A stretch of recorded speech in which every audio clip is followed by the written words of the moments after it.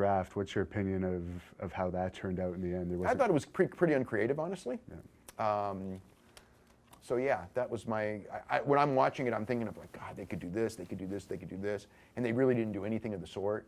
I think that they kind of like in their minds kind of thought of like the order it's going to go, and I think they put a lot of thought into that. But they could have done more. But it's a draft. I mean, it's you know, it's what you do now. I think that the bringing back of Daniel Bryan and Shane McMahon being on SmackDown, I like that dynamic because the fans really like them, and you need that on that show. And I think SmackDown, at first, you know, as Tuesday showed, I think SmackDown will be a stronger show at first.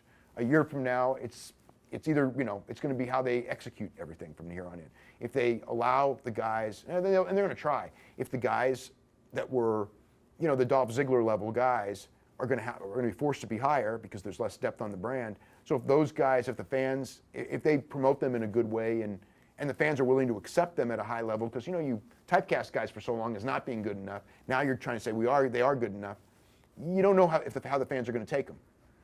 And what do you think wrestling's going to have to do to become more popular again? I know they're getting big crowds for the big shows, right, but overall, they're not really coming to most of the towns as much as they used to in North America. Yeah, you know, it's just a question of, you know, it's hard because of just the nature of so much television anyway.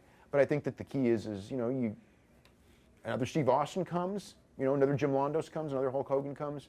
You know what I mean? And that's Bruno Sammartino. It's usually when you look at that, that's when the business comes, is when you've got somebody like that. Now, can they make a guy like that? It's pretty hard. But if they do, yeah, there's no reason it can't. There's no reason it can't be big, because you got exposure, you know, and which is the key is exposure and talent, and making larger than life stars. And right now, they got a lot of really talented guys, but they don't have the larger than life stars.